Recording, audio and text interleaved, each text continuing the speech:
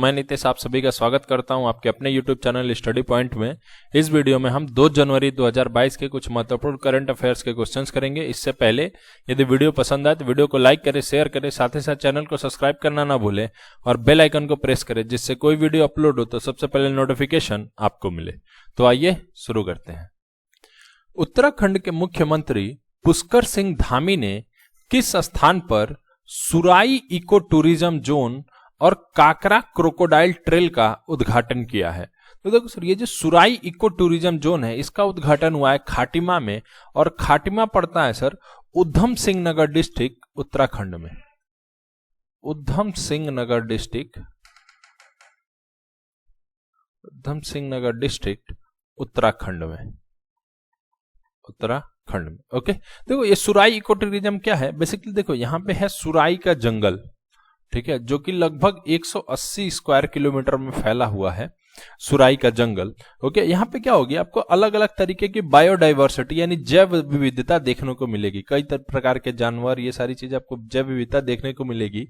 इन्हीं सब चीजों को देखते हुए इको टूरिज्म जोन में इसको कन्वर्ट कर दिया गया है। यानी अब क्या होगा, वो जो टूरिस्ट होंगे जो कि वाइल्ड लाइफ लवर्स होंगे या फिर जो एडवेंचर टूरिज्म करते हैं लोग, वो लोग अब यहाँ जा सकेंगे। तो इसलिए सुराई की जंगल को ही सुराई इको टूरिज्म जोन में कन्वर्ट किया गया है। ओके, और साथ ही साथ वहीं पे जो काकरा क्रोकोडाइल ट्रेल है, यानी कि जो क्रोकोडाइल का नेचर वाइज जो उसकी प्रकृति जैसे कीचड़ में रहता है, पानी में रहता है, तो वो सारी चीजें आपको देखने को मिलेगी काकरा क्रोकोडाइल ट्रेल में। ओके, तो ये दोनों का उद्घाटन हुआ है खाटिमा में, उधम सिंह नगर डिस्ट्रिक्ट में पड़ता है खाटिमा, उत्तराखंड में। ओके, उत्तराखंड के बारे में और बात कर लेते हैं सर। उत्तराखंड में अभी एक योजना काफी फेमस है, घसियारी कल्याण योजना। घसियारी कल्याण योजना अभी यहाँ पे त्योहार मनाया गया जौल जीबी फेस्टिवल भी हाल ही में मनाया गया है सर। ओके, उत्तराखंड में भारत की पहली ग्रास कंजर्वेटरी यानी कि घास संरक्षिका खुली है रानीखेत में। उत्तराखंड के रानीखेत में ये खुली है सर।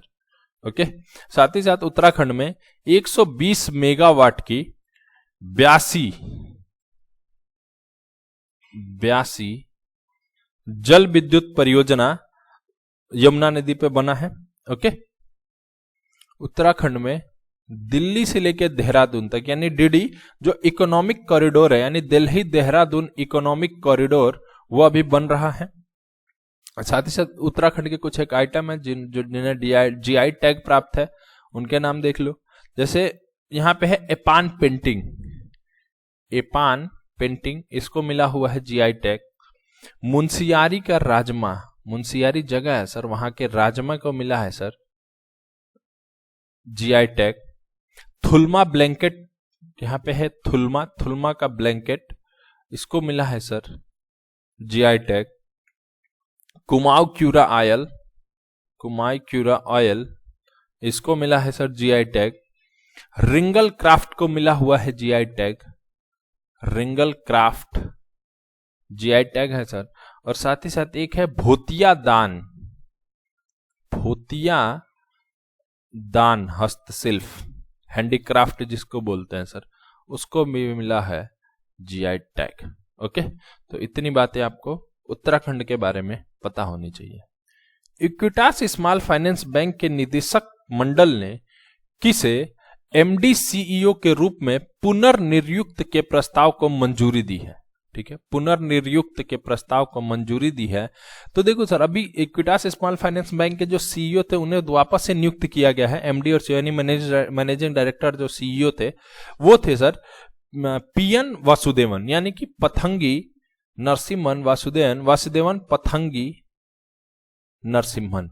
ओके, पीएन नरसिम्हन आप ध्यान रखो, पीएन वासुदेवन ये बने हैं sir Equitas small finance bank के दोबारा एमडी और CEO. Okay, Equitas small finance का बैंक का जो हेडक्वार्टर है वो है सर चेन्नई में। Okay, Equitas small finance bank अभी न्यूज में था इसकी ईवा सेविंग अकाउंट के कारण। इसने एक प्रोग्राम शुरू करा था सर ईवा सेविंग अकाउंट, जिसके तहत जो महिलाएं हैं अगर वो इक्विटास स्मॉल फाइनेंस बैंक में सेविंग अकाउंट ओपन करती हैं तो इनको मिलता था सर 7% का रेट ऑफ इंटरेस्ट, जो कि जनरली आप देखोगे 3 to 4% है बैंकों में, और महिलाओं को मिलता था 7%। ओके, और जो ईवा प्लान था, ईवा सेविंग अकाउंट जो प्रोग्राम था, इसके जो ब्रांड एम्बेसडर थे वो थे रानी रामपाल और स्मृति मंधाना। ओके, देखो अगर आपको एक स्मॉल फाइनेंस बैंक खोलना है तो आरबीआई के अनुसार 300 करोड़ रुपए होने चाहिए।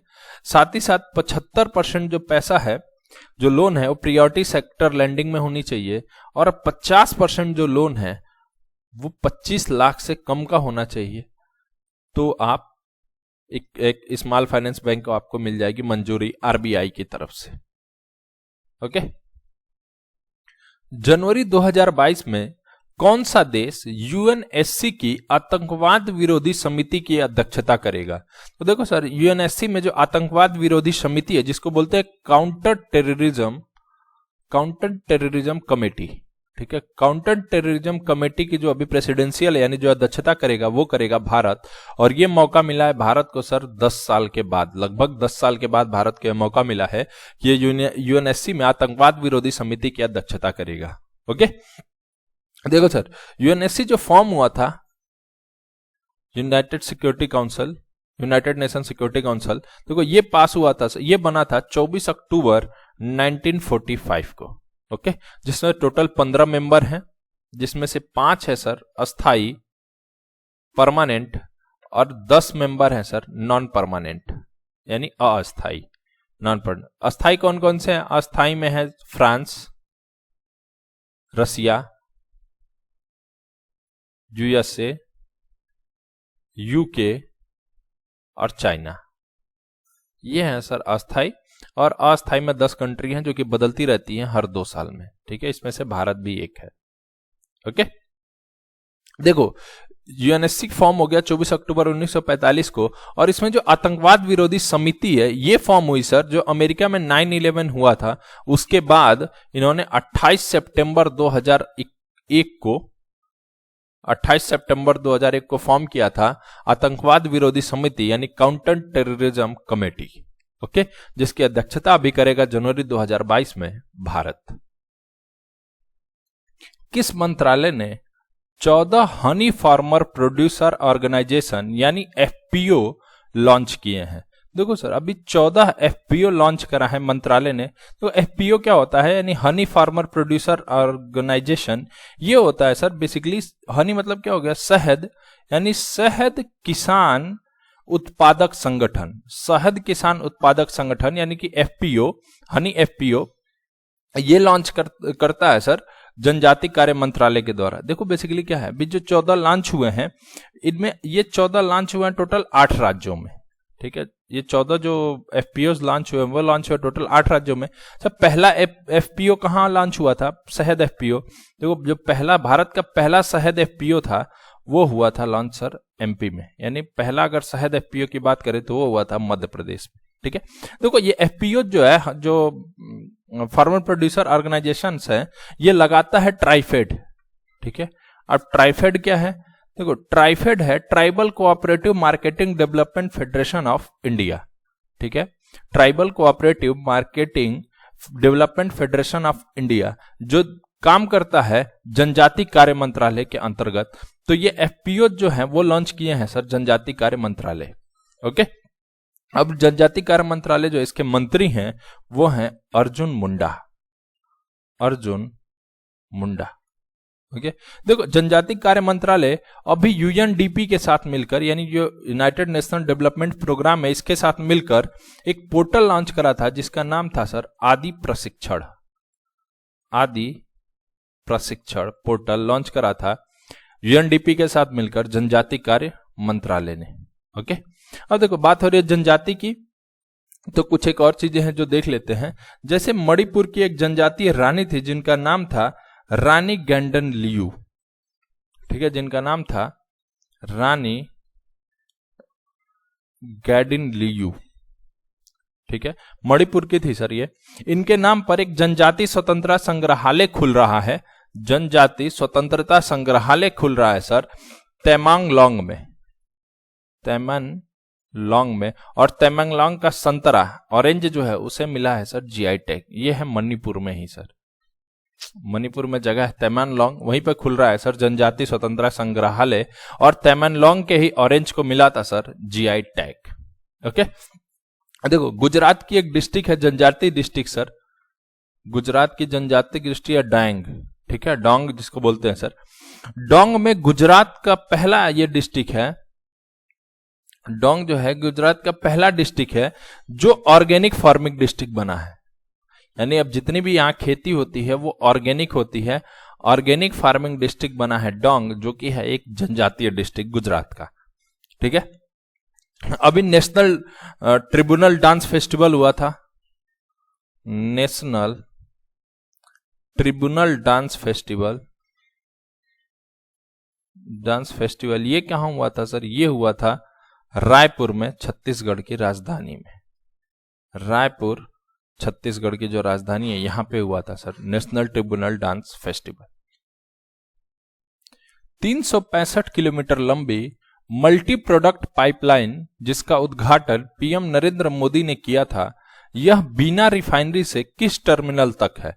देखो सर, ये जो मल्टी प्रोडक्ट पाइपलाइन है जिसका उद्घाटन पीएम नरेंद्र मोदी ने किया था, यह बीना रिफाइनरी यानी जो कि एमपी में है सर, बीना, ठीक है। बेसिकली देखोगे बीना रिफाइनरी या एमपी के सागर डिस्ट्रिक्ट में, सागर डिस्ट्रिक्ट में, ठीक है।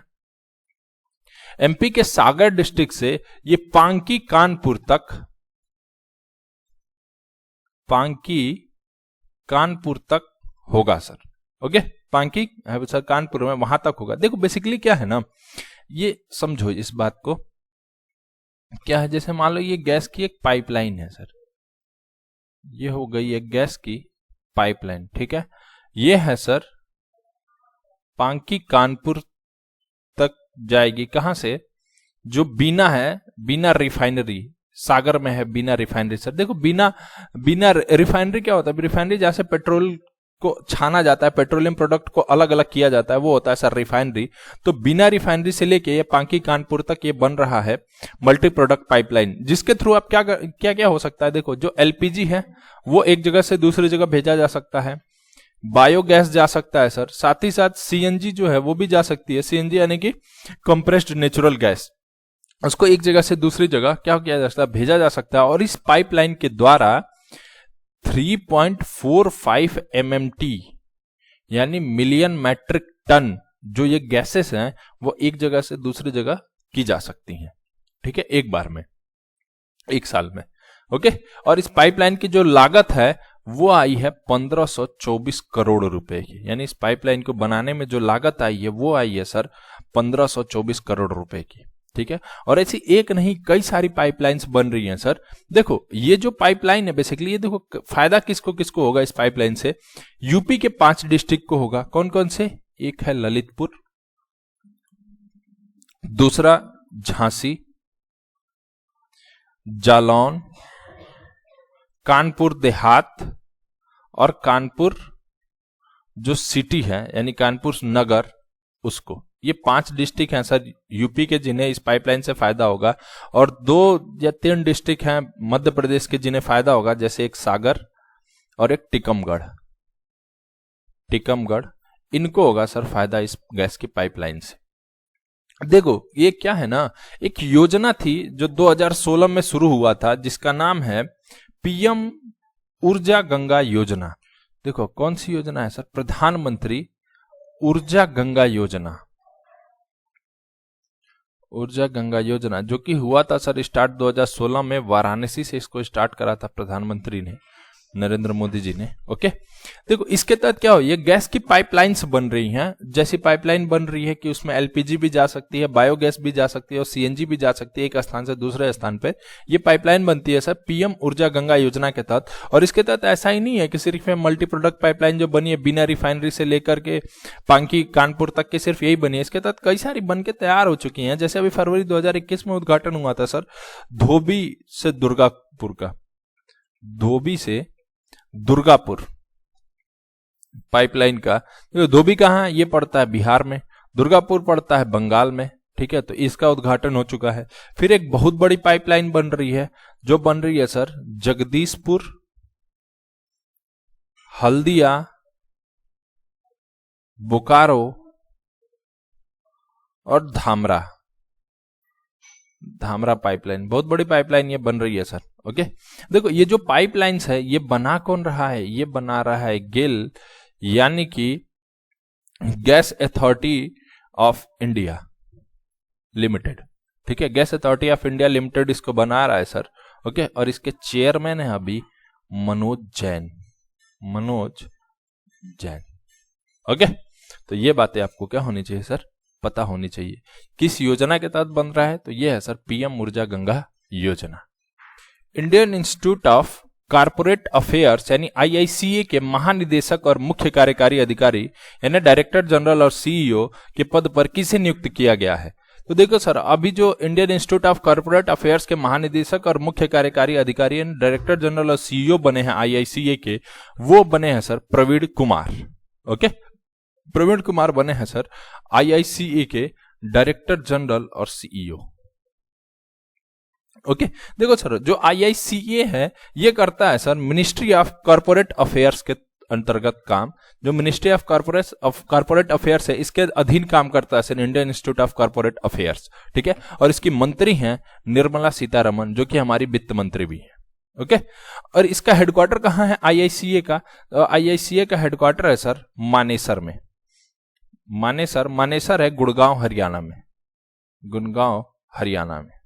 ओके, और मानेसर में ही एक बहुत इंपॉर्टेंट इंस्टीट्यूट है सर एनबीआरसी, यानी कि नेशनल ब्रेन रिसर्च सेंटर, ठीक है। एनबीआरसी भी है मानेसर में, पूछा जाता है सर एनबीआरसी है मानेसर में, national brain research centre. Mission Sagar के तहत किस भारतीय नौसेना के जहाज ने मोजाम्बिक को 500 टन भोजन पहुंचाया? देखो सर ये बेसिकली मिशन सागर क्या है? मिशन सागर का एब्रीविएशन यानी फुल फॉर्म है सर मिशन सागर का। तो इसमें सागर है सर, सागर का फुल फॉर्म है sir security and growth for all in the region, ठीक है। ये है सर बेसिकली सागर का मतलब। ओके, इसके तहत हमने जो मोजाम्बिक को 500 टन भोजन पहुंचाया है वो पहुंचाया है सर आईएनएस केसरी के तहत। आईएनएस केसरी जो मोजाम्बिक की कैपिटल है मापुटो, तो मापुटो लेके गया था सर 500 टन भोजन, ठीक है। देखो हम बेसिकली कई सारे मिशन चलाते हैं सागर के तहत। जो पहला चला था फर्स्ट मिशन सागर, इसमें हमारी जो जहाज थी वो थी केसरी, आईएनएस केसरी। और दूसरे में थी सर दूसरा जो सागर मिशन सागर था इसमें थी हमारी जहाज आईएनएस एरावत। और जो थर्ड है सर इसमें है हमारी जहाज आईएनएस किल्टन। ओके, तो ये कई सारे मिशन चलते रहते हैं सर, ठीक है, जिसमें हमारी जहाजें काम करती रहती हैं। ओके, तो अभी 500 टन मोजाम्बिक जो भोजन पहुंचा है उसमें हमारी जहाज थे आईएनएस केसरी। डीआरडीओ ने सशस्त्र बलों के लिए ठंड के मौसम में कपड़ों के उत्पादन के लिए 5 निजी फर्मों को प्रौद्योगिकी सौंपी है। डीआरडीओ के अध्यक्ष कौन है? तो देखो सर जो ठंड मौसम कपड़ों बनाने की जो टेक्नोलॉजी है वो है सर डीआरडीओ की, और डीआरडीओ के अध्यक्ष हैं जी सतीश रेड्डी।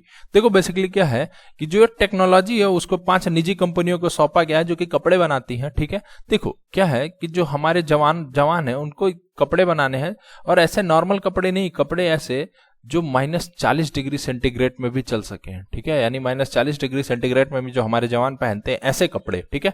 तो इस कपड़े को बनाने की टेक्नोलॉजी किसकी है? ये है डीआरडीओ की। अब डीआरडीओ तो कपड़ा बनाएगा नहीं, तो इसने क्या कह रहा है, ये टेक्नोलॉजी सौंपी है कंपनियों को, निजी क्षेत्र की कंपनियों को, जो कि कपड़े बनाएंगी और सौंपेंगे हमारे सशस्त्र बलों को।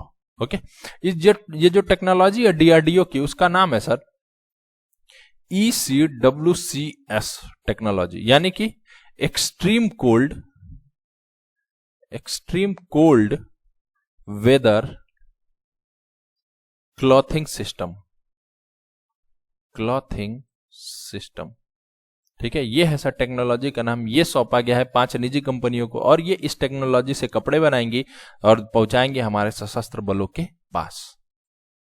और इसीलिए डीआरडीओ के पूछा है अध्यक्ष का नाम, तो डीआरडीओ के अध्यक्ष हैं जी सतीश रेड्डी। दिसंबर 2021 में राष्ट्रीय सुरक्षा परिषद सचिवालय में उप राष्ट्रीय सुरक्षा सलाहकार के रूप में किसे नियुक्त किया गया है? देखो सर, हमारे जो नेशनल सिक्योरिटी एडवाइजर है यानी एनएसए हैं, ये हैं अजीत डोभाल सर। ठीक है, अजीत डोभाल सर। ठीक है, एक तो होगा एनएसए, और अभी भारत में 3 हैं डिप्टी एनएसए, यानी कि जो उप राष्ट्रीय सुरक्षा सलाहकार है डिप्टी एनएसए हैं, ये हैं अभी भारत में 3। इससे पहले 2 ही थे, अभी विक्रम मिश्री हुए हैं सर। ठीक है, तो विक्रम मिश्री को लेके बन गए हैं 3। तो अभी दिसंबर 2021 में जो नियुक्ति हुई है वो हुई है सर विक्रम मिश्री की। इससे पहले टोटल अभी 3 लोग हो गए हैं। इससे पहले कौन कौन थे? 2 लोग और, एक थे राजेंद्र खन्ना और दूसरे थे दत्ता पंडसालगीकार। ओके, दत्ता पंडसालगीकार, राजेंद्र खन्ना और विक्रम मिश्री, ये 3 हो गए हमारे डिप्टी एनएसए यानी कि उप राष्ट्रीय सुरक्षा सलाहकार, और एक है नेशनल सिक्योरिटी एडवाइजर यानी राष्ट्रीय सुरक्षा सलाहकार, और वो है अजीत डोभाल सर। ओके, हाल ही में रूस द्वारा कौन से हाइपरसोनिक मिसाइल लॉन्च की गई है? तो देखो सर, हाइपरसोनिक मिसाइल लॉन्च करा है रसिया ने, नाम है इसका सिरकून। ओके, तो सिरकून हाइपरसोनिक मिसाइल लॉन्च करा है। इसी के साथ रसिया के पास हो गई 2 हाइपरसोनिक मिसाइल। तो हाइपरसोनिक मिसाइल क्या होती है? हाइपरसोनिक मिसाइल वो होती है जिसकी स्पीड ध्वनि की स्पीड से कम 5 गुना हो जाए, यानी कि मिनिमम जो है 5 गुना रहे जो ध्वनि की स्पीड है उससे। ठीक है, तो वो कहलाती है हाइपरसोनिक मिसाइल। तो अभी रसिया ने लॉन्च करा है सिरकून। ओके, और अभी रसिया में हमारे राजदूत हैं Pavan Kapoor. Interventional cardiovascular device company Translumina Visakhapatnam में एशिया की सबसे बड़ी हार्ट वाल्व निर्माण सुविधा स्थापित करेगी। ट्रांसल्यूमिना मूल रूप से किस देश की कंपनी है? देखो सर, ये जो ट्रांसल्यूमिना है जो कि हार्ट वाल्व बनाती है, तो हार्ट वाल्व निर्माण सुविधा की एशिया की सबसे बड़ी जो कंपनी है वो बन रही है सर विशाखापट्टनम में। ओके, तो ये कंपनी जो है ट्रांसल्यूमिना, ये कहाँ की है? तो देखो, ट्रांसल्यूमिना कंपनी है मूल रूप से जर्मनी की। ओके, अब ये एशिया की सबसे बड़ी हार्ट वाल्व निर्माण सुविधा स्थापित करेगी विशाखापट्टनम में। ओके, कंपनी है मूल रूप से जर्मनी की, और जर्मनी के अभी चांसलर हैं ओलाफ सोल्ज। ओलाफ सोल्ज, और जर्मनी में जो हमारे राजदूत हैं वो हैं हरीश पर्वत नैनी। हरीश पर्वत नैनी। किस राज्य सरकार ने अपने छात्रवृत्ति कार्यक्रम के तहत छात्रों को ई-रूपी डिजिटल भुगतान करने के लिए एनपीसीआई और भारतीय स्टेट बैंक के साथ भागीदारी करी है? देखो सर, ई-रूपी डिजिटल भुगतान करने के लिए जो एनपीसीआई और भारतीय स्टेट बैंक के साथ भागीदारी करा है छात्रवृत्ति कार्यक्रम के तहत, ये करा है सर कर्नाटक ने। ओके, देखो बेसिकली क्या है कि अब कर्नाटक क्या ई-रूपी के फॉर्म में देगा, जो छात्रवृत्ति है, जो स्कॉलरशिप होती है स्टूडेंट्स की, वो देगा ई-रूपी के फॉर्म में। ई-रूपी अभी आपने देखा होगा इंडियन गवर्नमेंट ने लॉन्च करा था सर ई-रूपी, अभी पिछले साल लॉन्च हुआ था सर ई-रूपी। ई-रूपी क्या है? एक तरीके से बाउचर है सर, बाउचर। ठीक है, इसके थ्रू क्या होगा, आप या तो क्यूआर कोड के तहत पेमेंट करेंगे या फिर एसएमएस के तहत पेमेंट करेंगे। ठीक है, अब होगा जो छात्रवृत्ति पैसे से मिलती थी कर्नाटक में, अब वो मिलेगी ई बाउचर के तहत, यानी ई रूपी बाउचर के तहत। ठीक है, जो कि पेमेंट अब होगा सिर्फ क्यूआर कोड और एसएमएस के थ्रू होगा। तो ये लॉन्च करा है सर, जो भागीदारी करी है वो भागीदारी करी है सर कर्नाटक की गवर्नमेंट ने। ओके, तो इस वीडियो में इतना ही। वीडियो पसंद आए तो वीडियो को लाइक करें, शेयर करें, साथ ही साथ चैनल को सब्सक्राइब करना ना भूलें और बेल आइकन को प्रेस करें, जिससे कोई वीडियो अपलोड हो तो सबसे पहले नोटिफिकेशन आपको मिले। जय हिंद।